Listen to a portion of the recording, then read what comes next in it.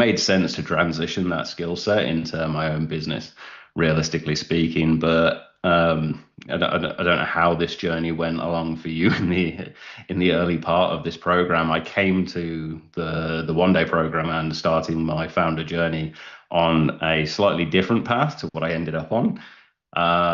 Incredibly different path, actually. We came in with this idea of a project management platform for construction and all that side of things, because there are no lightweight project management platforms in construction that are good and easy to use and everything that a SaaS platform should be.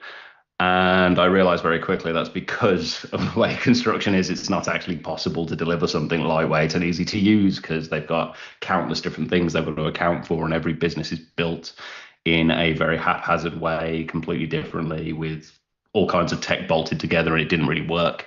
So we then pivoted onto a marketplace to make aesthetics, because we had a plastic surgeon in the founder circuit that we got on really well with. And we pivoted to an aesthetics marketplace called Click Cosmetic. And unfortunately, that particular person got sick and dropped off the founder group. And then we lost a lot of credibility because we didn't have a plastic surgeon.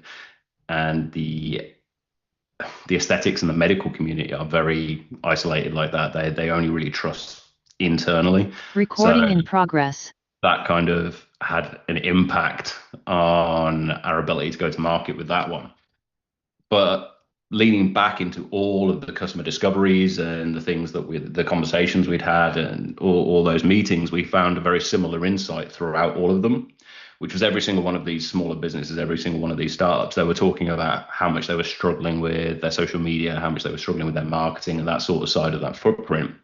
And I wrongly leaned into that and was like, right, we're going to solve this social media problem. And I think it was a bit of a knee-jerk reaction to losing that first business, because we'd already invested a lot of time, a lot of money, a lot of energy into this.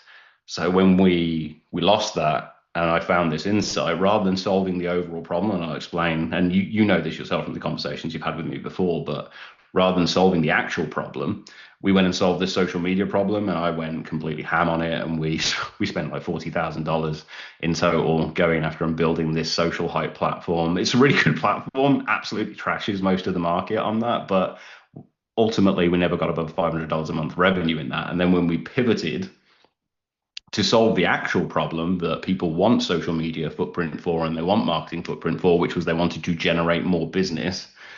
That's the whole reason businesses want visibility, is they want to generate more leads, more business, get more clients. When we pivoted to a lead generation AI automation business, we got to 15,000 a month revenue in less than 2 months. So we were solving a completely different problem, but it was the same insight that led us there. We just hadn't been solving that problem originally, and that was a nice journey to have gone on. My wife's a little less happy about that journey, but ultimately, yeah, we got to the correct result eventually. But we definitely had some lessons learned, some harder than others along the way. But knowing when to let go and actually stop running in the wrong direction was a really key insight and something that I learned very well.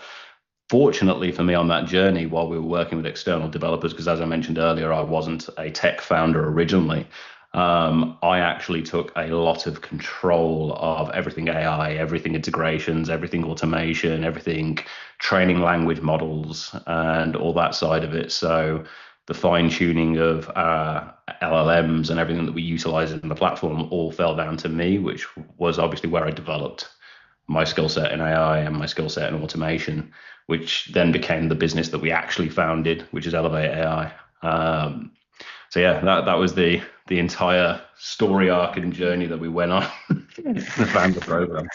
Yeah, Phil, I think that's a great insight because I did capture a few high-level bullet points from your speech. So wearing multiple hats, is one of them.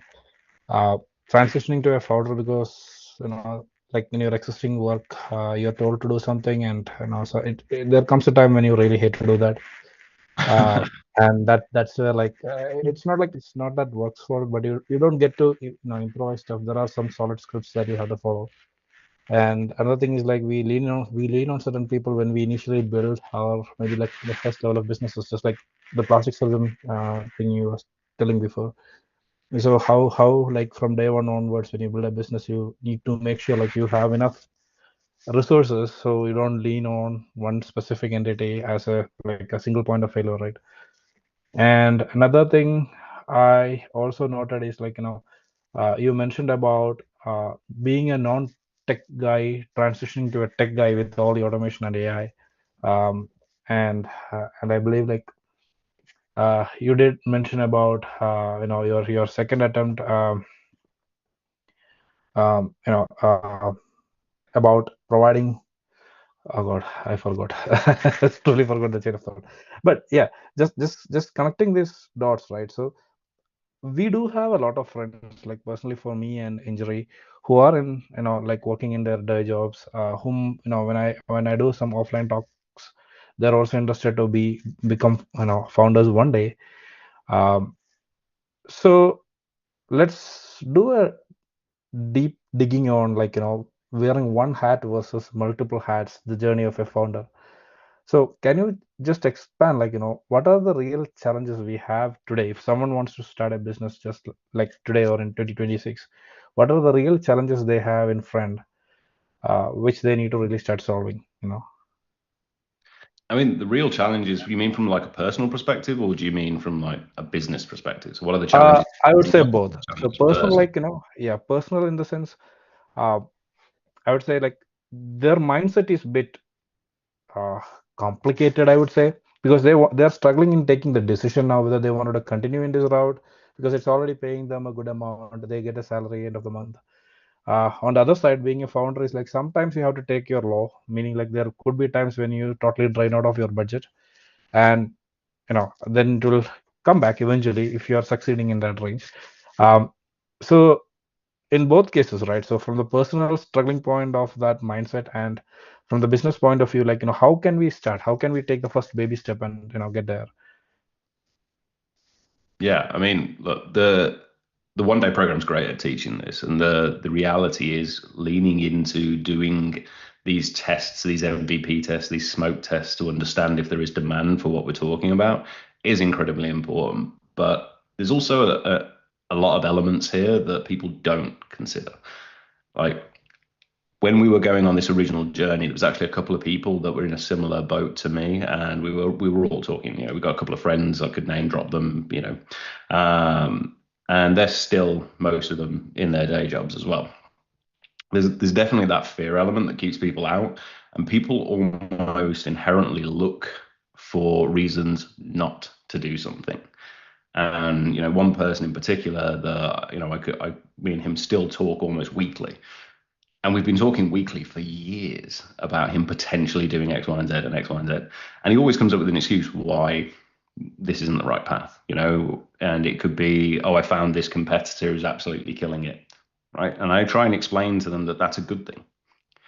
Like having a competitor in the market isn't a negative, it's a positive because it shows someone's validating your idea. They're validating that there is someone willing to pay for exactly what you're talking about. So actually look for the problems that they're not solving, or look for the problems that they've got in their tech stack, or the things their customers aren't happy about. Because that's actually where you can lean in to already get people who are going to be willing to pay you to solve the problem better than they're doing now. So that's one angle that people don't consider when they're going on this journey, because everybody looks in the market and they're like, oh my God, this has already been done, or there's loads of people doing this already. Well, chances are there's a load of people doing it really badly, is the reality. Like even in my space, I do AI and automation for businesses. There's so many people in my space, but very few people are trusted in my space because there's so many people in my space. Most people aren't partners because they don't understand business. They understand AI and automations, or they're just techie. They haven't spent weeks and weeks and weeks talking to business owners, understanding their actual challenges, their actual problems. They can't communicate them with them at that commercial level. It's very easy to stand out in a market if you actually absorb yourself into the ICP and the people that you're actually trying to help and trying to support. And that's, again, one of the things that the one day program really pushes is you leaning into and having these customer discovery sessions constantly throughout your journey. And it's something that's, again, helped me throughout my journeys, that I still have those sessions now. Even though the business is ongoing, we're still regularly speaking, even to our current clients that are paying us. We speak to them all the time. We arrange weekly and bi-weekly check-ins, no matter what, to make sure that we continue to understand how these things are evolving in our market. But then from a personal perspective, if you're currently trapped in employment, you're trapped in a job, and you really, really want to get out of that, there is a reality that you do have to sacrifice something for this. And that's just an honest statement. Like the 1-day program that I did, founding the business, it absorbed me for nearly 18 months. That was very difficult for me. It was difficult for my family. It was difficult for my wife, my kids. That's a lot of time away from them. And it definitely had an impact for a long time. But what you'll find is, as you go on this journey as a founder, there'll be a switching point. And there was definitely a switching point for me, where you can't physically do both anymore because the business is doing so well. And that is a organic switching point where it's like, right, well, okay, the business isn't paying me what my job used to. I was an enterprise AE, so I was earning quite a considerable amount of money at that point. But it's paying me enough, and I'm not now doing my job very well because I'm doing my business more than I'm doing my job. And that was an organic tipping point for me, because it was like, okay, well, I'm going to lose my job. I carry on doing it like this, and I'd rather leave on good terms. Like my old business, actually, the business I work for would still have me back. So I left on good terms at the right time, because it was like, right, okay, I'm going to take a financial hit to leave now, but at least I'm leaving on the right terms. If I carry on doing it like this, I'm going to get sacked. Yeah, that's a great point, right, Phil? So there used to be a saying with all these influencers that you need to have a passive income and active income at the same time, but you should not cut your active income until your passive income pays double of what your active income does today. Some kind of weird logic, but I think that logic is right. Like you have to wait until your passive income goes beyond your active income, and that is where your tipping point starts. Like you have to take a decision where you want to lean on. Absolutely. And coming about so this is one of the most fear factor that probably people like me do have. Like I'm a tech guy, meaning I build software. So the first stages of our MBA program is to go and talk to people. So the thing is that I don't know like what the conversation looks like. Technically, the stage where I am today in my software experience is that I can build solution. Yeah. And the initial days of my one-on-one with my mentor was like, he used to tell me this every time. You are not trying to tell the solution, or you are not trying to sell the solution for now. Go and find the pain point.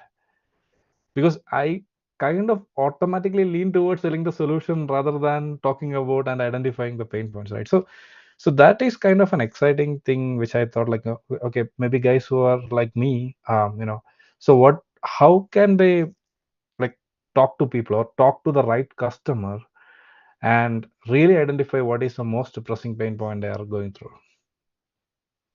The biggest challenge there is learning to navigate conversation without selling.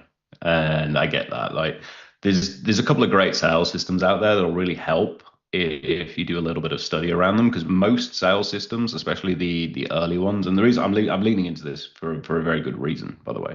But things like Medpic, all those sorts of advanced enterprise level sales systems, which are frameworks to help you understand how to navigate what's a discovery call.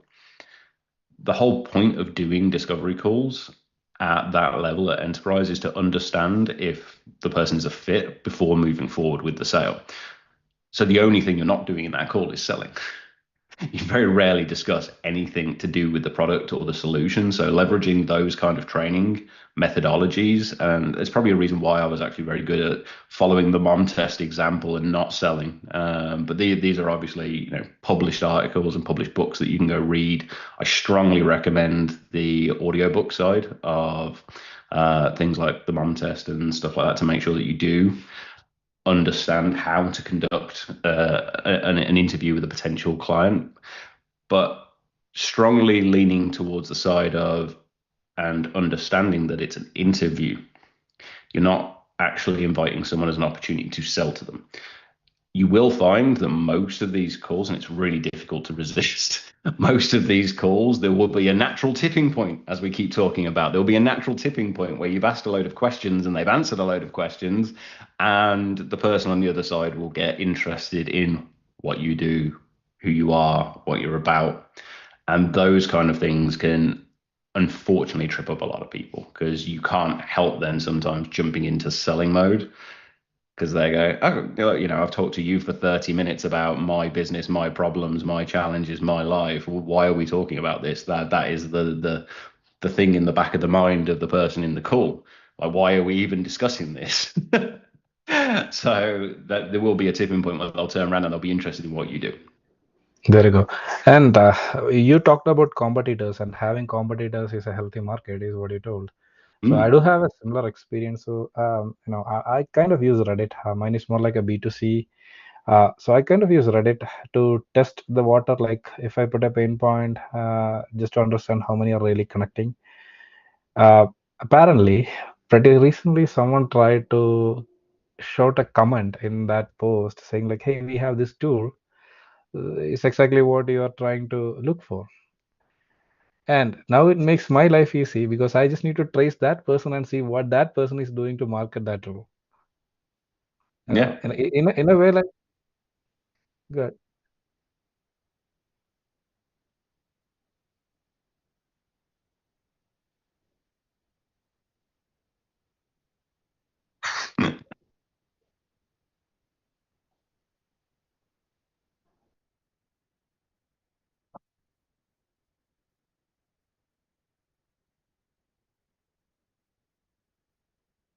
I mean, there's obviously a number of things in a certain tech stack, Google's, that you can leverage to build something incredibly quickly that can go out there. And if you're trying to build this as a tool to help you, you don't have to worry about things like sales architecture and login architecture and security and all that sort of that side of it. Because you're building it as a purpose-built tool to help you do your day-to-day job or help you do research or anything like that.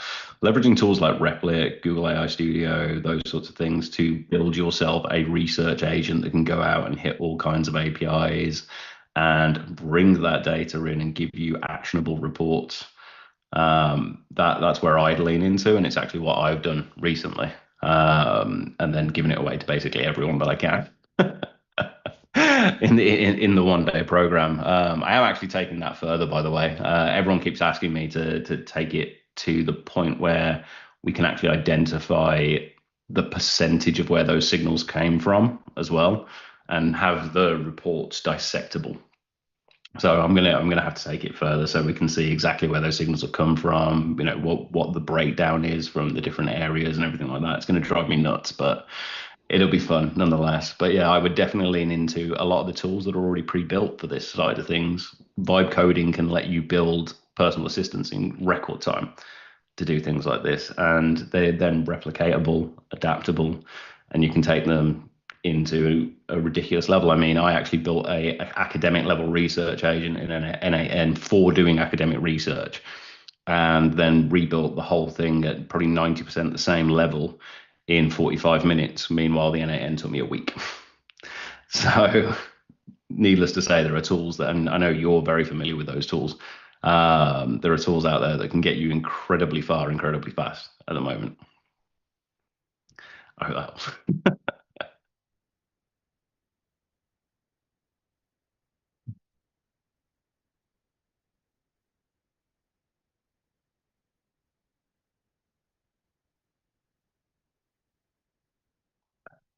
Amazing.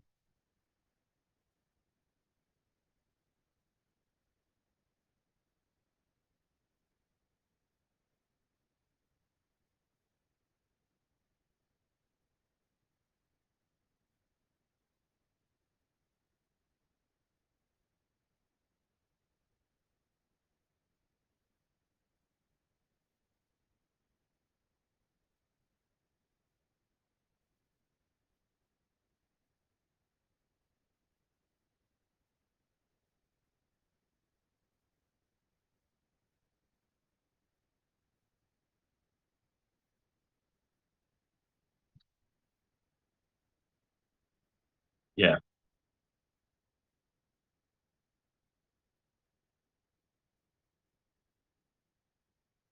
I know.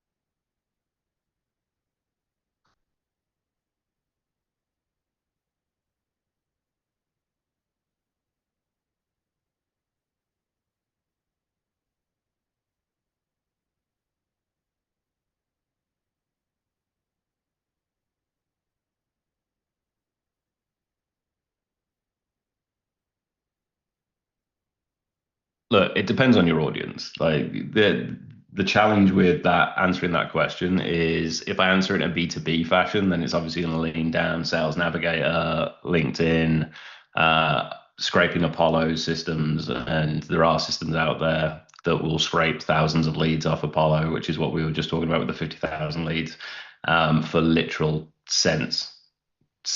Like it's ridiculous how cost effective it is to get leads and get leads lists these days and then reach out to them and then obviously enriching them further and that side of it. But then if you're more on the B2C side of things, then it's going after competitors on Instagram and scraping their followers as an example and then reaching out to them. And I'm very, very keen on teaching people how to leverage audiences that already exist. I always call it being a parasite, but leveraging audiences that already exist is the secret sauce of going to market. And it's what I mentioned earlier about if competitors exist, that's validation already. So what's not working in that valid space? What's not working? Like I know a couple of founders who have built several successful, I might add, micro SaaS businesses just off doing this exact approach of going out, looking at where all the complaints correlate for their competitors in the market and solving that exact problem. Just solve that problem, bring that product to market really quickly, and just validate it by emailing all of their client lists. And the reality is, I know a couple of, well, there's one particular founder actually that I've been following for a very long time, and I know him personally now, but I didn't originally when I went on this founding journey and starting with the MBA. I was just following him. And just in the last 18 months, he's built three micro SaaSes all over $60,000-$70,000 a month MRR just by doing that approach of scraping competitors, finding where their problems are, and then just going and solving the problem and marketing to their current list. Which is insane because these forums for seeing what people are upset about and what isn't working on the current platforms, they exist everywhere. We've got Sandeep's point, Reddit. People love to complain on Reddit. It's the house of complaints. Like if you want to know whether anything that's going wrong with any platform, go search the platform on Reddit. I guarantee people are complaining about it. And if you see enough signals, get a scraper and use the scraper to go find all that data, feed it into AI. It's going to give you a good result. That's where you can see correlation between the amount of complaints going on. Is it an isolated thing that you've seen? Is it one or two people, or actually are hundreds of people annoyed about this? And there's great options and great things that exist to be able to go to market and find your people, but it's understanding where your people live. So like I mentioned earlier, I'm in a very heavy B2B space. I'm focused on founders, startups, SMEs inside the United States and the UK. That's everyone I speak to is going to be on LinkedIn. But when we were doing Click Cosmetic, obviously everyone we were targeting, because it was about being the middleware, the middle market between the end users and the aesthetics market, everyone was on Instagram. Completely different audience.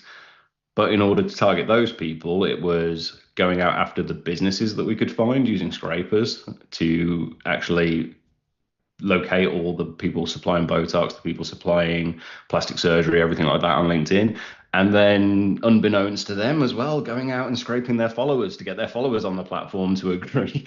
So it was bringing both of those groups together and obviously DMing them off several different accounts through automations on Instagram, as well as having like responders that come to internal DMs that were coming our way. So it really is about just narrowing down exactly where your audience is and then using the right tools to go find them or go out after them. Yep, that brings a very interesting point, Phil. So Instagrams, I apart from Reddit, one another platform that I used to do was Instagrams because small and medium businesses pretty much go around Instagrams, like realtors, who is one of my potential leads to my actual customers. Yeah. So the problem there, what I see is that if I go and start doing a DM, most of them won't respond unless there is a valid, referral there. So that brings an interesting question again here. Like, since most of your businesses has like an autopilot mode, how do you like figure out, like you get a ton of leads, maybe like let's say 5,000 or 50,000 leads. How do you like start sending out these emails and try to engage them? How much response you kind of get, and how do you make sure like you get more audience from there? The best approach, in my opinion, and it's something that's been moved over from the B2C world to the B2B world now. And if you spend much time on LinkedIn, you're probably seeing it. Everyone's dropping these lead magnets. Like that is the go-to approach for LinkedIn, to the point where even I've clicked on a few of them and now I can't get rid of them off my LinkedIn. My LinkedIn is just like bombarded with people trying to give me something, which they're not trying to give me, they're trying to get me into their lead funnel. That's exactly what they're trying to do. And ultimately, that is still to this day the best approach, is trying to give someone something that's incredibly relevant and solves that pain point. It's even better if it's an intermediary to what you do already. And what I mean by that is, so when we were doing Social Hype and we were reaching out back to, obviously our audience was originally a bunch of scraped and found clinics, these kind of, Botox, aesthetics, all that side of things. So seeing as we were solving the social media problem that we knew that they all had, what we were actually offering them was an automation that, well, they weren't getting the automation. The automation was fulfilling this lead magnet for us, where if they signed up to the lead magnet, within 3 minutes of signing up to that lead magnet, they'd get an email in their inbox, which actually had a month's worth of content already mapped out for them. But they still had to take that content, schedule it, upload the imagery, all that sort of stuff, which is obviously the manual kind of thing, and they don't want to have to do that. So we were showing how quickly and how good we were at creating all their social media content, that it was on brand, completely relevant to them, tailored to their business, sounded like them based on their previous socials. We didn't do any of this work. We just built the automation to do it, but it looked like we did it. We were showing how good we were at doing it, but they still weren't going to go out and schedule 30 pieces of content. So we were solving the problem for them by showing our skill set and how good we were. But then they were coming back to us going, actually, can we talk? Because this is really good. Got it. So basically, you are giving those contents, and they are initially they were scheduling, but eventually you guys automated that part. So coming to that scheduling, right? I believe when I was looking up in Instagram, they were talking about business accounts which can only have API accesses to schedule contents. So is there any way, like, because if people who wanted to start a business don't want to start a business account directly without testing the waters, so is there a way they can just post the contents through APIs and do this automation with their personal accounts too? The Instagram API is a bit funny with how it utilizes stuff, and you should really lean into the business account side of things. Fortunately, it's the click of a button to change it over to a business or a personal account. I'm just going to throw it out there. When you're actually in Instagram, it's one of the few things that's useful. Is changing it from a personal to a business to a creator account is a click of a button, and you can do it quite simply. But if you're really, resistant to potentially having people be aware of what you're doing, I strongly recommend you actually just set up a completely separate one and still lean into the business side of things. Mainly for two reasons. One, the API access is better if it's a business account. And the other one is Instagram treats you differently when you are a business account to a personal account or a creator account. So it's business or creator if you want to actually have the most audience exposure, because they're not really, Instagram's a business. It's not really interested in pushing your content if you're a personal user.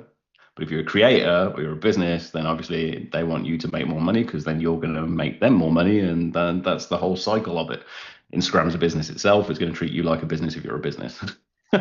So basically, any platform, including Reddit, if you wanted to do stuff, it's always recommended to use a business account rather than a I would, personal. yeah. If it's on Instagram, I would definitely. And you've also got the added advantage there as well that you can kind of do multiple tests. And I did multiple tests on Instagram when I was doing my vertical market. So I actually had three different Instagram accounts all going at the same time, all with different messaging, different, content creation, different kind of voice to see which one was landing in the aesthetic space with the right people. And then we shut down the other two once we realized what was working. Got it. And ultimately, you've got a nice advantage there because Instagram's free to set up Yep. and posting and everything on. So, you can validate multiple different angles. Got it. So basically, the game here is that have a business account and schedule your social media contents and have those APIs to post it for you timely manner, so people will start noticing you. I mean, that's the best way of getting yourself out there if you really need to be on Instagram. Yeah. And as I mentioned, I'd probably test multiple angles like I did.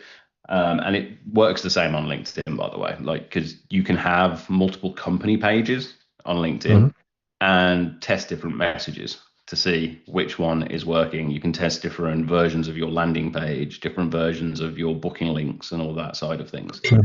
And I'm a big fan of testing, like as a minimum, A/B test everything. Like, don't S test, and this is something that I throw at everybody that I'm mentoring, and it's something I made a mistake of early in my career, is if you've got too many tests going on, you don't know which one's working.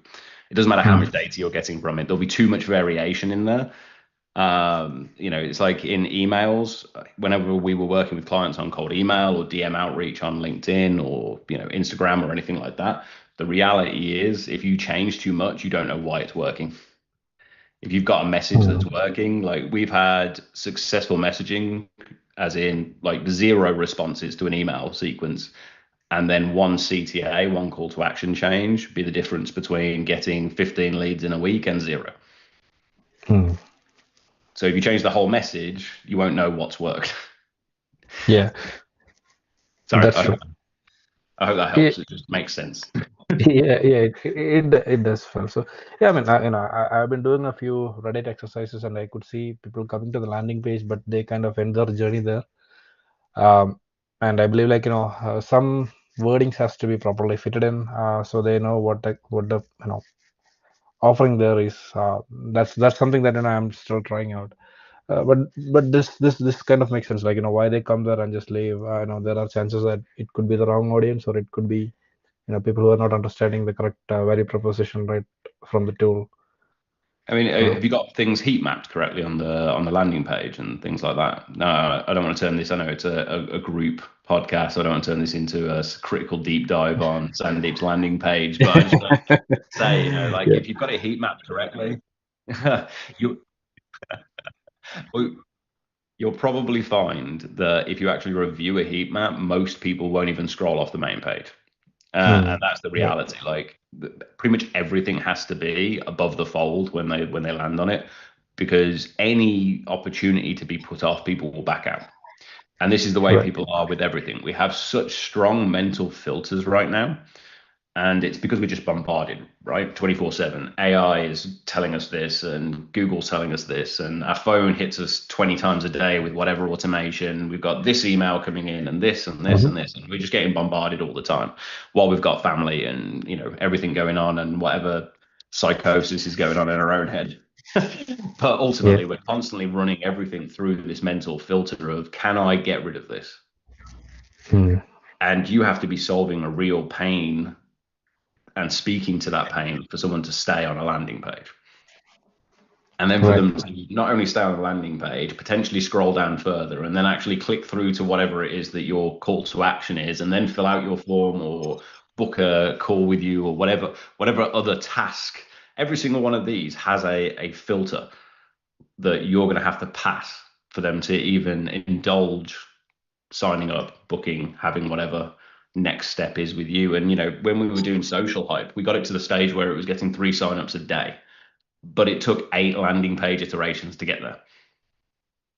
and hundreds of dollars in like Google ads and things like that. And we very quickly realized we could throw $200 a day at Meta and get zero because Meta just wasn't the right audience for us. Or we could spend $150 on Google and get 3 to 5 signups per day consistently, but it had to be targeting social media managers in the headline. Otherwise, we didn't get any signups. Got it. Yeah, I mean, I do see like that trend. Even I tried a few Reddit ads and campaigns, but again, there could be a bunch of bots scrolling through which they count as impressions. Not necessarily not like this. These are like bots.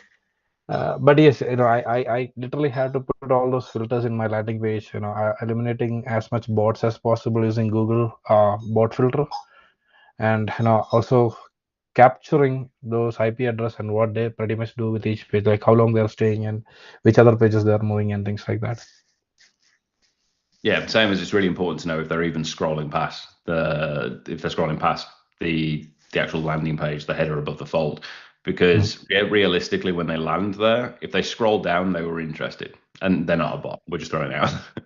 If they scroll down, they were interested. If they just stop there and then back out, the actual headline put them off.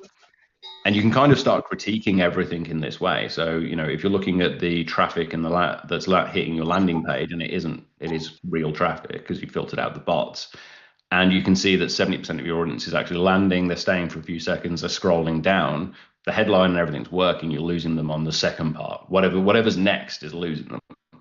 And it's the exact same way we critique sales outreach and emails and messaging and things like that. So when you're doing a cold email to someone, if it's being opened, the subject line and the first sentence is working. So if your open rate is high enough, the subject line and the first part of the email is actually working, because that's what people see when they look at it on their phone. That's what people see in their Google inbox. So there's nothing wrong with the start, but then if they're not responding to you, it's either the second part, your second paragraph, or your CTA, what you're offering in your CTA at the bottom. So then you can start trying to fix the next part. If you're not getting your email opened at all, it's your subject line and your opener. So you're losing them at the start. They're never even getting to the point where they're reading your email. And it's exactly the same when you're doing messaging to people on LinkedIn, or you're doing messaging through any real medium. You've got to critique it step by step. Because if you try and change everything because something's not working without checking the data, without understanding how these things work from an interaction perspective, you can start changing the wrong things. And that's when people just end up in this horrible cycle of like, cold email doesn't work for me. It's like, well, what have you changed? What have you tried? What are the metrics? And help me understand that. Okay, my landing page doesn't convert. The business must be dead. Okay, well, let's look at what people are doing on your landing page before we kill your business. Before we kill your entire idea, let's see what's actually going on. Because actually, if 90% of the people land on your page and they bounce out within 0.8 seconds, but actually it's taking you 5 seconds for your website to load in the first place, they're giving up because the website's taking forever to load. So you're losing most of your audience from that perspective. Again, I hope that makes sense, but ultimately it's critiquing the right data. Got it.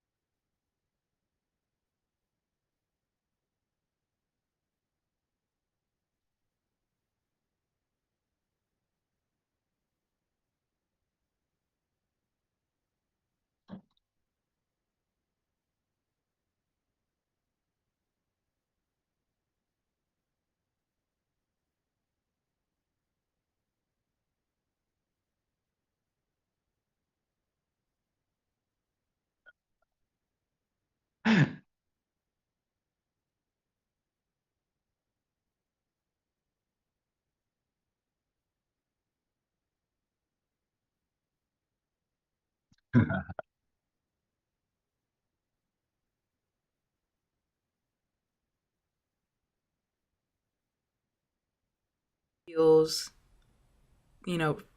carousels. What do you see that performs best, or are the easiest to create with the automation tools?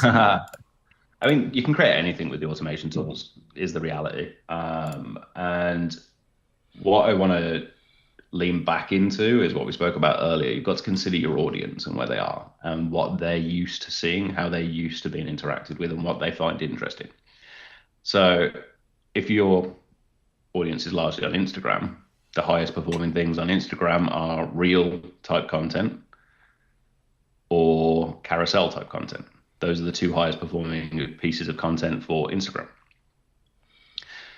Now, reel type content does have a bit of a slight angle to it, where the highest performing version of reel content right now is the real human one, where they've got, a video of a selfie, whatever, in the background of the writing and with someone's audio over the top.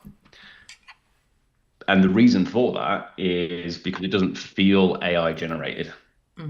So we're kind of in that world right now where everybody's getting so heavily bombarded by AI video that they're kind of sick of it, is the reality. And because of that human content that is guaranteed to be human, because it's a selfie of yourself doing something ridiculous that probably has nothing to do with what you're talking about, is what's performing the highest on Instagram. The carousels people just find engaging because it's interactive. Carousels still do really well on LinkedIn as well. Conversely to that, video doesn't do that great on LinkedIn. Like, it's not their highest performing medium. They really want it to be, but it's not. Yeah, so they keep pushing it. Videos that don't have anything to do with me. Yeah, they're really trying to push it and they want it to become a bit of a video platform, but because it's always been a professional platform, it doesn't resonate as well with people. There are a couple of videos I've seen perform really well, but they're usually somewhat gimmicky, if that makes sense. Like, there's some kind of professional cringy thing going on at the same time. Like, something that's satire around a CEO's resignation was a big one that I saw explode, and that guy's actually doing really well, but he's actually trying to be a creator influencer, not a business owner, if that makes sense. So, his angle there makes sense for his business. Another one was a creator who's actually he's an SDR trainer, and he was cold calling live in this gold suit, and it was the most cringy thing I've ever seen, but it stood out like, a million miles. So there's got to be a bit of a unique angle for it to actually land on LinkedIn, and most people aren't in a position that they want to do that. So what typically does really well on LinkedIn, again, is your carousel type content, which is obviously from like a PDF creation that gets uploaded and that side of things, or your educational type of content, so your written content. The AI image generation causes posts to perform quite poorly, and there's a couple of other things that LinkedIn really hates, and that is if you put a link to anything that isn't LinkedIn in the post or in the first comment of your own post. So actually, if you put a link to your website, to your platform, to whatever it is that you're doing inside the post on LinkedIn, LinkedIn will crush the audience potential of that post. So there is a couple of things you need to be very aware of when you're posting on LinkedIn, because they definitely don't want people taking the eyes off the platform. It's a social platform. They want people to keep their eyes on the platform. So they're not going to reward you for putting links in your posts. Basically, just be really careful when you do stuff like that. How do you feel about TikTok? I just got TikTok this year, like this summer. When I started the program, I was like, let's throw a couple of things on there. I posted some personal stuff like outdoorsy, farming, going on a hike, bombed. I started posting like whatever the kids were doing, trendy stuff. I put like $5 behind it in the TikTok ads thing. 26,000 views, So how do you feel about that platform? Because it's seeming, to me, it feels like all the content is recycled. Like, I would hop on LinkedIn and I see something that was obviously made on TikTok because of the text and the styling of the emojis or stickers or whatever they're using. How do you feel about TikTok and or recycled TikTok content going everywhere? I mean, it's the same thing, isn't it? Like, it depends on your audience. I don't think the TikToks being recycled to other platforms does great on things like LinkedIn and that side of it. Because again, it really stands out as TikTok content, like you've already said. You can tell it's from TikTok, even if it's not directly shared from TikTok, so it doesn't have that TikTok end screen, which some people just leave in as well anyway. So you get to the end of the video and it says TikTok on LinkedIn, you know? But TikTok itself is actually a really great platform to smoke test things, because recently they've lifted it used to require like 1,000 followers or 1,000 hours watched or whatever it was, in order to get to the TikTok shop. But if you're testing a physical product and you want to see whether or not you're able to sell that as, or, you know, over the internet or something like that, you can get almost instant access to be able to test and validate whether that product's going to sell by leveraging TikTok and UGC content creation and that side of it. So it does have its place in this market. I'm just, without trying to sound political on this podcast, because that's not what it is about, I'm kind of against TikTok and I kind of lean away from using it personally, just for the same reason I lean away from using DeepSeek. For sure. So myself and Sandeep, we are SaaS founders. We're building separate SaaS platforms for completely different, you know, industries or audiences. What would be a handful of tips? It could be 1, 2, 3 tips or more. What do you think we would do to really kickstart our Instagram, Facebook meta marketing? Like if we're starting from zero, like I have a Facebook audience of about 3,000 people I haven't talked to in 8 years. What could I do to help warm them up to the SaaS that I'm building that's about grants, and I haven't talked to them in almost a decade?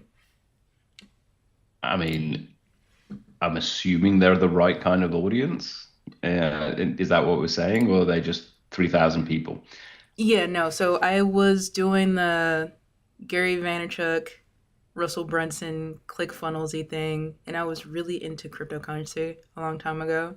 But obviously that got political and away from the original idea, so I stopped talking about that and just fell off of online, period. And everybody has businesses. I see them posting things, challenges. People are in school. They're nurses. They're people that are qualified for grants because they're doing something. They're building something on their own, or they're, you know, going to school for the second time in grad school, just like how we are. They're definitely a qualified audience, but they're just all on different pages. But they could apply for a grant if they knew that they qualified. I mean, what you want to start from is a resource block. Like whatever is going to be educational for your audience is the reality, because the whole power of doing social media and building your repository of your backlog of social media is also having the ability to tailor educational content to make yourself an authority in that space. Because that's the whole goal of this, is you want to be an authority in whatever space it is that you're working, especially, you know, the kind of market you're talking about, where you definitely want to be the authority for anything grant related. So people will message you and be like, hey, I'm thinking that maybe my business could be eligible for a grant. So in order to do that, you want to have blogs that are relevant to what they're talking about, so AI can recommend you, because that is the next big thing. You know, that's pretty much where a percentage of the traffic is going to come from for every single business now, if you're doing it right. Otherwise, you're just missing part of the market. I mean, my wife isn't a techie person. She doesn't search on Google anymore, ever, for anything. Since she started using ChatGPT, she uses ChatGPT to recommend everything. If she ends up on Google, it's because ChatGPT sent her there. It's got nothing to do with Google anymore, and that's scary. But that's the world we're heading into, where you've now got to fight the Google algorithm, you've got to fight the AI algorithm, but you've also got to fight the YouTube algorithm, because between 30 and 40% of all traffic comes from YouTube now as well. So you've got a number of different areas where you've got to specialize in and help your business understand. And the quickest hack to do that is to start everything from your website. So even though you're trying to talk about social media and that side of it, if you start the content creation journey from creating an educational blog, for example, that goes out once a week, that blog, that educational piece can then obviously give your AI automation, in my case, the ability to create and tailor the social media content to the message of the blog. And it can be a funnel of its own where you're driving traffic from your social media to your blog. And then your blog also helps educate AI because obviously it's crawling all these websites constantly to understand. And if you're answering questions, and that's really one of the keys that you have to understand, if you're answering questions in these blogs, the AI can be sending traffic to your website as well. So you're killing two birds with one stone, which is something I always like to focus on. I don't want us to be spending loads of time doing, 100 different things. So if you can start the whole journey of creating social media from a repository of information, you can have the blog be from the repository and the socials be from the blog. Does that make sense on the journey, the chain of information that you've got to focus on? Because we're trying to solve the entire experience, if you like, the entire journey of becoming an authority in that space in one go. Yeah. We don't want to be doing, oh God, I've got to write a blog now. And No. So I've got to write the socials and it's all that wild side of it. because I actually started writing a blog in August when my cohort started, and I have a little over 120 subscribers for that blog. Nice. I haven't reached out to anybody about it. I just posted about it a handful of times on my LinkedIn, and I do that weekly. I think the week before last, I did like 2 or 3 posts that week just to see what the traction would be like. So I started this program with a different idea. So I didn't want to have a blog piece at first because I wasn't sure if the idea was going to stick. And now that I've gone through, 4 pivots or so, now I do feel comfortable throwing up a blog and building some authority since my idea has changed and morphed. And now people are contacting me with those questions. Last week, someone messaged me, hey, I've been following your journey. I had a question about a grant that my founder idea would be qualified for. Could you send a couple of things my way? I manually, did some searching for like 15 minutes and sent that over. But I think I'm kind of doing that, but I did it in reverse. So now I need to fix it and course correct. So that's a whole thing. How could I strongly recommend automate that process of taking all the posts that I've done, all the answers, all the questions I've answered, and putting that back to that SEO point of a website?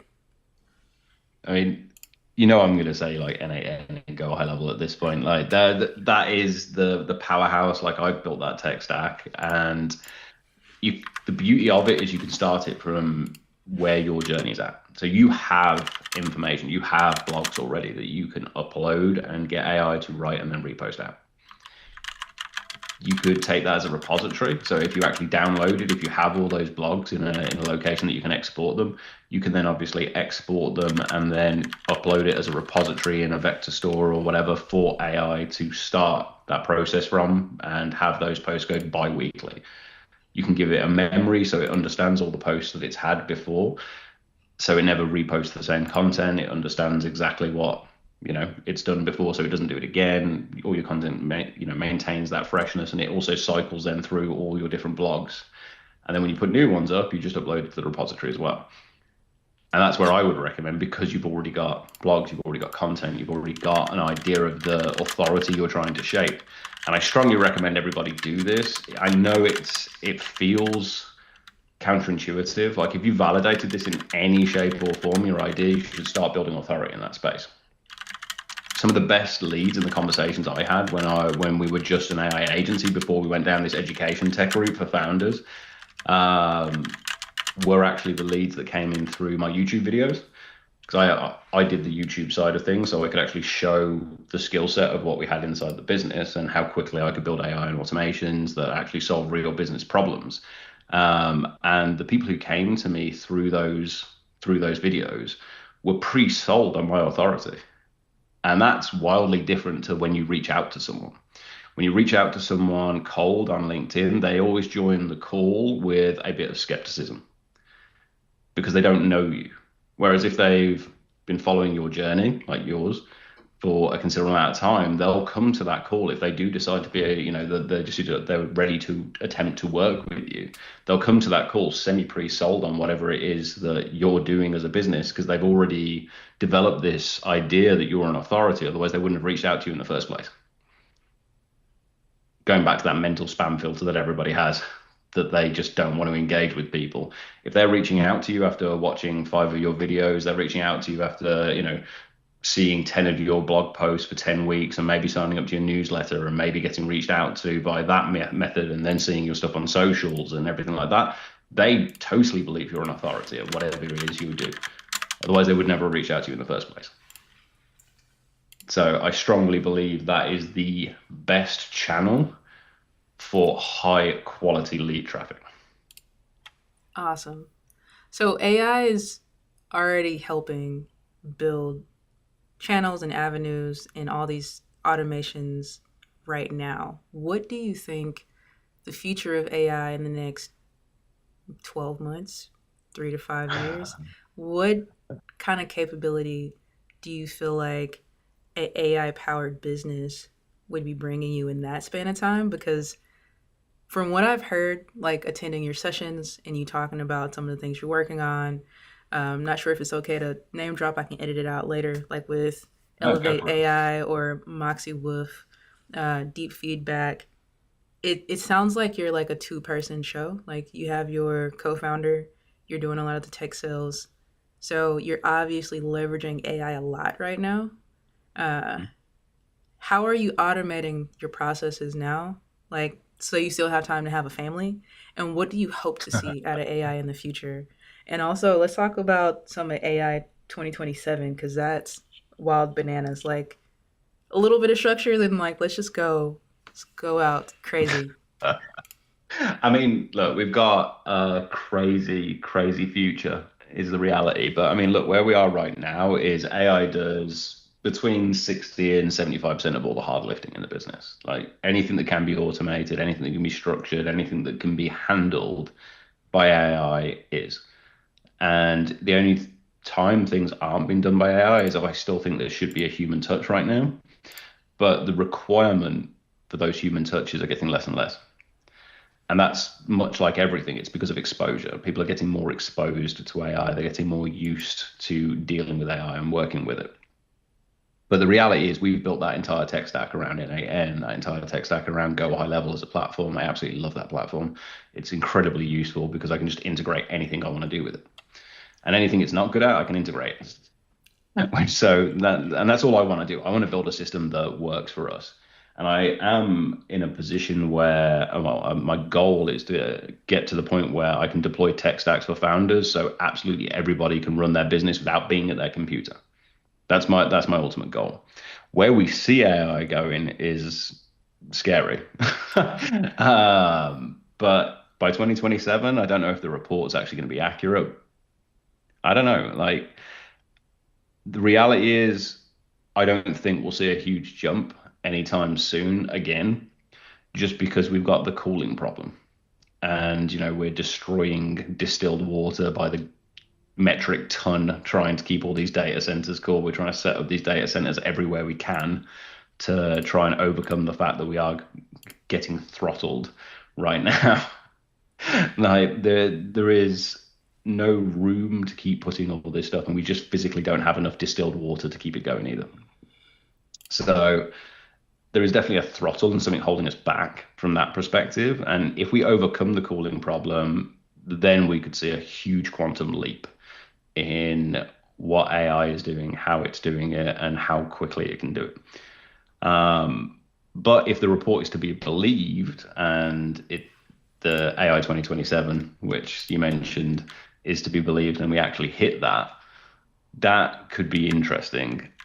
And it puts us in a particular position where actually, if we don't do something about AI and we don't put something in control and over the top of AI to make sure that it is actually being kept in check, then we do have a potential problem in the future. Because the way we're going with AI, we don't really understand it. And I know a lot of people don't know what I mean by that, but the people who made this don't know how it works. So that's an interesting viewpoint, Phil. So just to fill you in, right? The supply and demand, as we usually say, whatever I see in case of AI is resonating something similar to the tech bubble that we had back in 2000s. So there is like a huge opportunity which is being broadcasted out there with AI. Of course, it is kind of meeting up the demand to an extent. But the thing is that people's expectation about AI is way beyond what the current supply is. Because if you take any models, right, any entity, any players here in this AI model building, uh, we keep seeing more updates coming up, and we keep seeing a lot of things getting tuned in. And every single website, including Reddit, has tried putting their guardrails on top of those websites so they don't get the data out there from them just like that. So I feel like there will come a time when these things will bit slow down. There is a very heavy chance, like, some governance will start acting and they will start pushing AI to slow down a bit so they can do all the reviews and draft down, the exact way on how to be putting these AI tools in picture, what are the do's and don'ts and things like that. So there is always like a time going to come up pretty soon, maybe, where a slowdown will be initiated for AI. And again, like I can see like a lot of people losing their jobs. They don't know what to be done. So we need to make sure the money is also floating around. So that is like one thing that I kind of started observing. I don't know when it is going to happen, but I think somewhere along the line it's going to happen. It's like a 400 billion industry today in the stock market, as per the stock market. Because I don't know, like if that is going to happen, like a lot of money, a lot of thing will be on air. So chances are there, depending on the trend and the patterns and all the discussions. So what do you feel about that? I mean, look, the problem we've got is there's one side of the planet that is going to do that, and there's another side of the planet that isn't. And that's going to be a huge contradiction to itself. So, I don't know if you're aware, but there's the ex safety team, if you like, at OpenAI. They've just been funded to create almost like an architect. And I'm going to use that word because Replit actually has this in place as agentic now. But an architect, an overall AI, a guardrail for all AI. So OpenAI will have to answer to this guardrail before it responds to you with a question. Replit will have to answer to this guardrail before it responds to you or does any work. And the whole point of this architect is that the only thing that can control and keep the guardrails on AI is AI. We can't do it. So we need to build an AI to keep AI in check. Now, the problem with this future and this ideal that this will work is it won't work with China, because China aren't going to agree to it. They're not going to agree to have their AI throttled by an American organization that has their guardrail, their architect, their little god AI on top. So if China's not going to agree to it, then we've got a problem, because they're going to obviously keep pushing and forcing DeepSeek up as hard and as fast as they can, whatever they end up calling it. And then OpenAI will start falling behind, which obviously the American government's not going to allow. So it's like we need a future where everybody agrees that we need to have an AI above it, and that AI needs to almost be like the the International Space Station, where we have everybody agreeing to input into this one architect. Otherwise, it's not going to work. So it's a great idea. It's perfect, and it's absolutely correct that we need AI to govern AI, but we need everybody to agree and input on that same AI, and that is a future I don't see happening. And that's a huge concern. And a bit follow up on that, because this is also a trend that I have started noticing. So earlier days, this is more about the security. So earlier days, if you really wanted to take data out, you have to really understand how an application works, and there may be flaws, SQL injections that we kind of do. As time passed, when we started moving into the cloud-based architecture, where there will be one server where multiple instances will be running, people started creating vulnerabilities in open sources like Log4j. You might be remembering that from like 2 or 3 years before. So it is something that most of the companies kind of use that tool because it is open source. People use that pretty much for logging, and somewhere there was a remote code execution accidentally injected into that, so people can use that to go down into adjacent instances and get the data. Maybe, I don't know if they have done that. Pretty recently, they also started doing some UI based layer. So I forgot the name of that project, but it was pretty recently in the news. Like some of the Node libraries had to be upgraded because of that.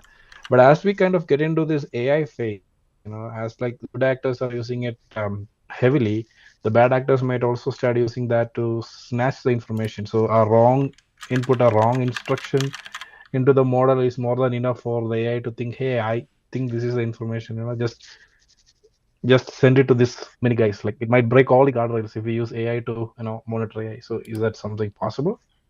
Yeah, I mean, look, the biggest, going back to what we were talking about a minute ago, even the people who made AI, made these language models originally, don't really understand the full background, the full architecture of what they've built. They don't really understand how it works. And if you watch any of the in-depth documentaries where they're talking to these people, they don't understand how it works. They built something that they really don't get, and because of that, it's really difficult to then obviously govern it and stop these security issues from happening and everything like that. The biggest reality is the harmful side, as in the illicit side of not just AI, but anything security related, has always been ahead of the security side. Always, like every single time. It doesn't matter whether they're looking at SaaS, we're talking about encryptions or anything. The reality is the people trying to do illicit things and trick people into doing stuff have always been ahead of the game, and they've always been figuring things out. Prompt injection is a real thing. Like quite a few companies have fallen victim to this recently, where they're injecting prompts into images, they're putting hidden prompts on the website, and that's another reason for the recent upgrade where the agent architecture was allowed to go out for OpenAI and just go randomly scraping websites and searching stuff. Well, that's a huge problem because you can't govern what's on these websites, right? So yeah, from a security perspective, it's incredibly dangerous to be allowing AI to just do whatever it wants. And definitely if we're giving it control of your computer, control of your actual infrastructure, that is not going to change anytime soon, is the reality here. It's not possible for it to change anytime soon. And you should be very careful with how you interact with this. The data that you're giving to these AIs must be controlled. And there's a startup inside One Day that I'm very keen on. And I really hope it takes off because it's a startup that's focusing on developing agents to protect you from AI. So it's a full AI language model to protect you and your information from AI. And I think that's incredible, and that's something that we actually need. So it's personal AI protection agents. I think that's just awesome. Love that idea. Hope it gets funding because yeah, we all need that in this world right now. The biggest challenge I see is people going back to our earlier point, they treat AI like it's Google, and they give it information they really shouldn't. And I'm talking personal identifiable information, passwords, PINs, bank details, like screenshots of everything under the sun. They're just feeding into AI, and they don't realize that, especially these free models that everybody's using, you are signing an agreement that says you can train the language model on your data when you're using the free models. So that's Gemini, that's OpenAI when it's in its free mode, all those sorts of tools that most of the population are using day to day. They're giving all of their data freely to it, and they're allowing AI to ingest that information and use it personally. So you do have to be incredibly careful. And if you're going to give information, you need to be really careful about which language models that you give it to, under what circumstances. And unless you know and understand which language models you can do that with, I'd highly suggest you just avoid giving access to it at any level or personal information or anything like that. Because yeah, from a security perspective, it's a nightmare. So basically, so there is the California privacy program, something that was initiated a couple of years before. They always wanted the providers, including Google, to tell that if a customer comes back to you, you should tell them exactly what information you have collected out of them. I think something similar we have to start inputting in all these AI caches and such, so that customers can really understand what information about them is still there in their context, which can be done something that we don't know. That would be a really good law actually to get passed. A access law for AI language models to understand what information it holds on us. That would be fantastic. Truthfully, I'm probably one of the worst offenders. Like, I don't protect my data at all. I'm terrible for it. And I'm just at the point where I've given up trying to, because I'm just aware we're being tracked constantly. Like, this listens to everything that we say. They say it Yeah, doesn't. I know it does. Like, that's every true. part of this conversation. Like, me and my wife actually did a test the other day. We were both sitting opposite each other on Facebook, just having a conversation and scrolling through Facebook to see how the information the algorithm was showing us would change. And in the space of about a 20-minute period, it actually showed. So we'd have a conversation about one thing, and then within 5 minutes, it'd start showing us relevant posts to the conversation we just had without searching at all on the phone, just scrolling through Facebook, because Facebook was open while we were talking. Yeah, We didn't type anything in, we didn't yeah, interact with anything. It was just understanding what we were having a conversation about, and then relaying that back to Facebook, and then updating the algorithm to start showing us stuff. And we were sitting opposite each other having a laugh about it. So yeah, there is a privacy paper that I read. I learned sometime during my privacy courses back in my MS. It says that when you are using a browser, pretty much like the Zoom call I'm taking from browser, right? Even if I hit the mute button here, still the system is hearing you. It's not like it's the browser's layer kind of filtering that off. So yes, these guys are kind of understanding what we are discussing, and you can see an ad pop up right away if you talk something even with your phone away. As long as it can hear you, you'll see the ads relevant to that popping up right away. So that is a big thing. And plus, like if we wanted to put the guardrails to protect the data of our customers, we can pretty much use those models deployed in our internal server farms. But the problem there is that then we have to invest a huge amount of money to build that server rack, so this AI can run with scale performance, right?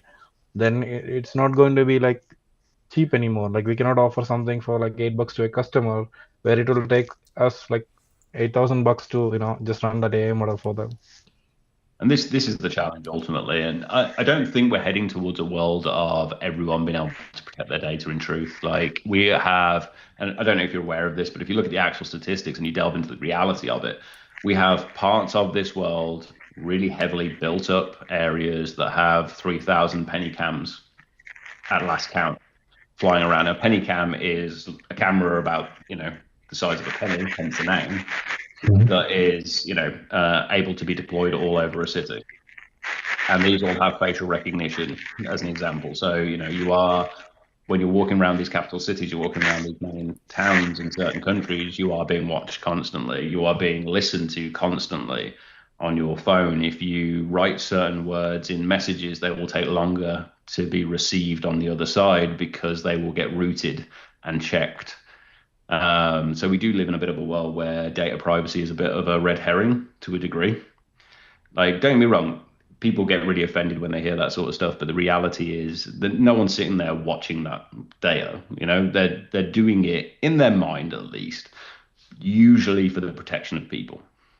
And that's not a bad goal to have. So I'm not totally against it.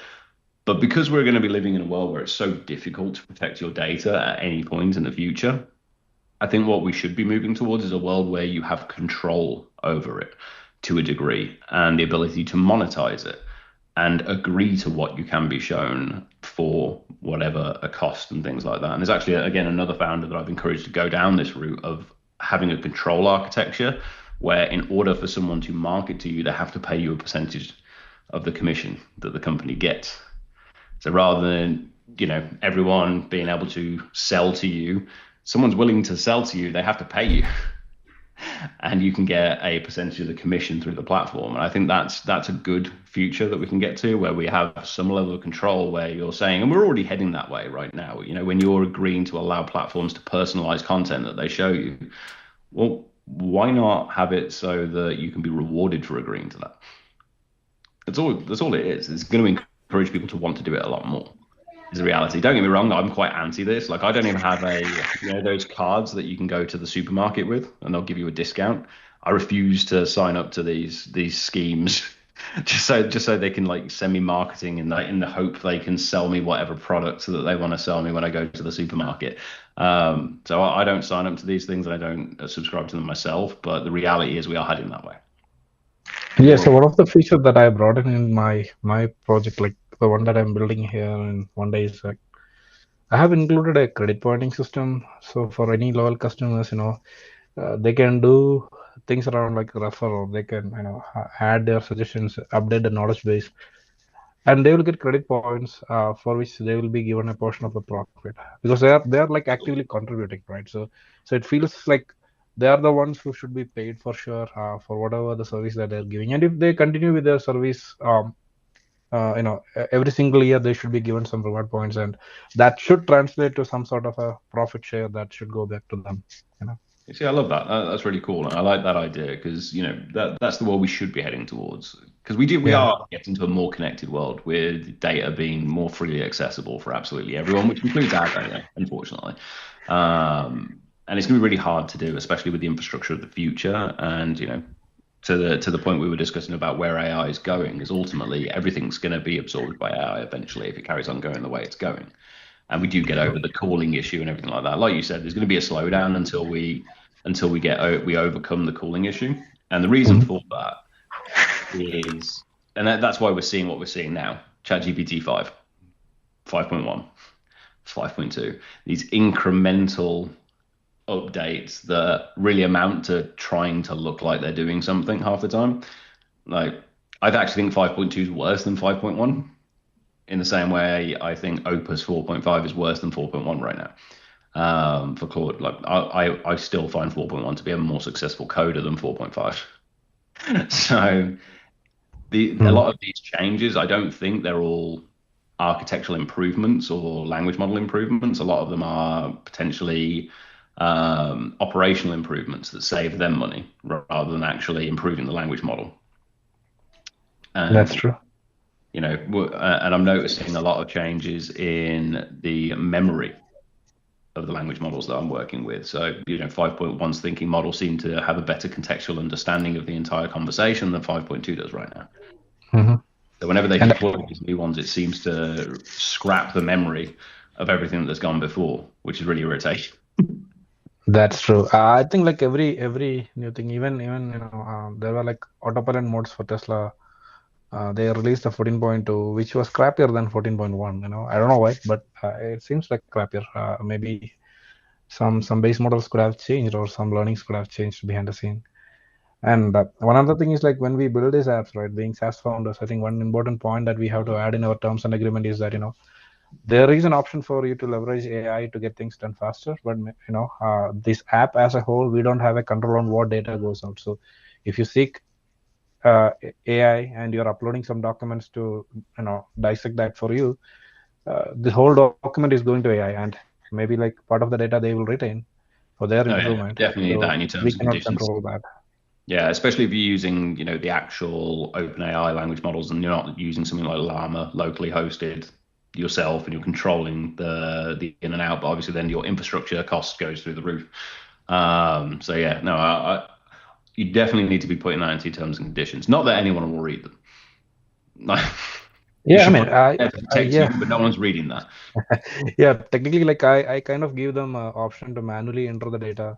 So when you are uploading your warranties and things like that, you can manually put the insights there, which will be like nothing to do with AI. But you can also seek AI, just upload the document and it will do the things behind the scenes for you. But the problem is that if you use AI, there are these implications that you may need to worry about. Yeah, I've just put it, like I said, I put it in the terms and conditions, make sure that people are aware of it. If they're conscious of it, they may go and read the terms and conditions. But since Apple gave everyone the opportunity to lose their firstborn child in one of their contracts, and every single person signed it and not a single person raised it as a concern that they were giving their firstborn child to Apple, I'm pretty confident that no one's going to read those terms and conditions, unfortunately. Sure. But protect yourself, you should definitely put it in there. Yep. Look, I don't know how much longer are we wrapping up at like 8 minutes past, but in 8 minutes, should I say, or we're going on for a bit longer. But realistically, we're heading towards a future where the SaaS that we know, everything that we're working on right now, and the browsers that we work in, everything that we work in, is going to get absorbed by AI. And what we see now as normal interaction with SaaS will become deployed frameworks that you will have access to by asking for access. So you'll be turning around and being like, hey, bring up Netflix and put on Sons of Anarchy or whatever it is that you're watching at the time, and that's going to spin up Netflix as a framework and then deploy it to you. The interesting part of that future, and going back to your point about data, is the illness for owning the data and the onus for owning that data and looking after it and protecting it is going to become part of the AI and the AI companies and their business model. It's going to massively and drastically reduce the need for businesses like Netflix, like us, to control this data, because we will, in order to deploy a business in that future and deploy a SaaS and anything that you want to put in front of a consumer, you're going to have to deploy it through the agentic network to get there. So you'll have to submit a framework in the same way you submit to become an Apple developer now, and you submit your app through the App Store and blah, blah, blah. It's going to be the same sorts of logic, except you'll be submitting frameworks and, an understanding of your architecture. And then when it gets signed off and approved, that's what's going to get to the end user. Okay. The downside of that future is that it gives them tons of control. Right. It becomes an AI sort of landmine of them having control of everything. That future is a possibility, and you're seeing it right now in gaming, where you've got progressive gaming, where like, let's say your character's here, the only part of the game that's loaded is right in front of the character and right behind the character. It's the same principle that they're going to use eventually to be able to deploy SaaS. So you only see what you want to see while it's spun up, and then it gets spun down afterwards. And we do it already with agents. Like, we can do transitional agents for voice calls. So we spin up the agent for the voice call, and then it spins down afterwards. So that way you only use the architecture you need when you need it. So being able to do that at a lighter level right now is definitely where we're heading in the future, because it makes sense. Because actually most of these businesses don't operate around the clock 24/7. Most of these SaaS platforms and software platforms that exist on the planet and are consuming huge amounts of resources right now, they don't operate 24/7. They might have 40% of their user base on 24/7, but they don't have 100% of the user base on 24/7.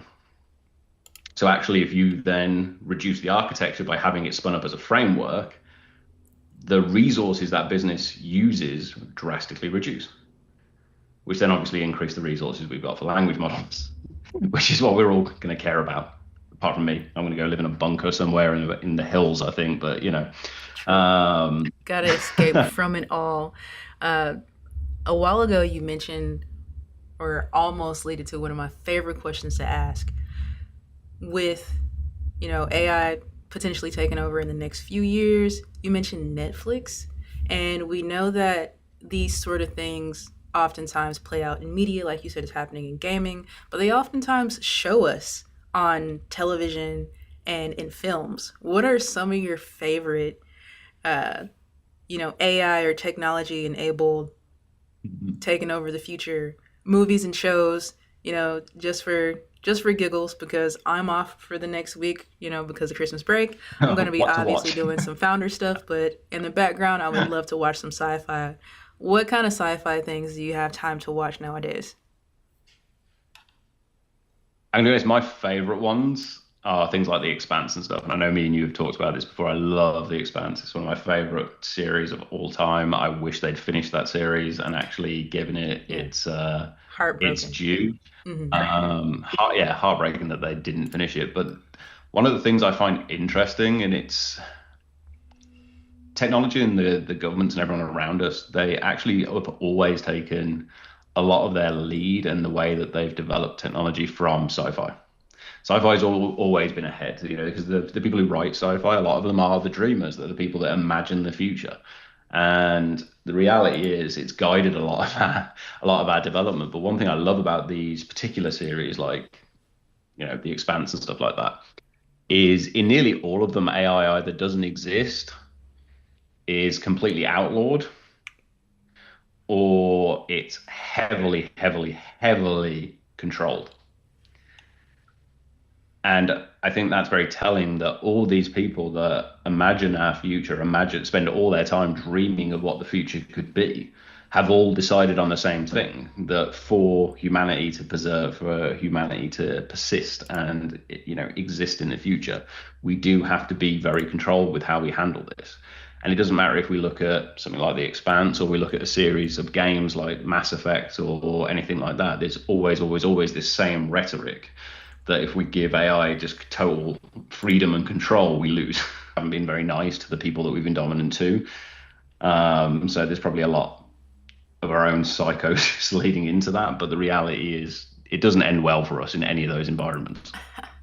So in a way, you're saying that founders, and particularly SaaS founders, kind of, run the world and have the future in their hands. With that being said, if you were to give absolutely one piece of advice, one tip to anyone out there who is a founder or might be considering becoming a founder, what would you say? Well, I mean, if it's got to be one, it's Sandeep's not going to like this, but it's talk to customers. Talk to customers all day, every day, as much as you can. No, I'm not even saying as much as you can. Like 5 to 10 conversations a week consistently will get you so much information, so much more information than you can get off Reddit, so much more information that you get off LinkedIn or anything like that. And learning to let those people talk. If you're on the fence about starting something, you should probably just do it, is the reality. I probably spent 3 years longer in employment than I should have. I hear that. And if I could have started this journey 3 years earlier, I definitely would have been further along. And there's enough out there for everybody. Like, it doesn't matter if there's 100,000 people in that space. It just means there's a lot of opportunity in that space. Yeah, I'm learning that right now. Like, sky's definitely the limit. I put a cap on myself because of, things that I've learned in the past and upbringing and worldview. But this experience is definitely opening my mind even further than it was already before. I deeply appreciate that advice, and I hope that resonates with a whole lot of people out there. We are coming up on time. We're 30 minutes over, but let's say this is time. Thank you guys so much for tuning in to the MBA Founder Podcast. We'll just call it time. yeah, let's call it time. Thank you so much for tuning in. Check us out next month. We're going to have another guest on. We don't know who it is yet. Have a fantastic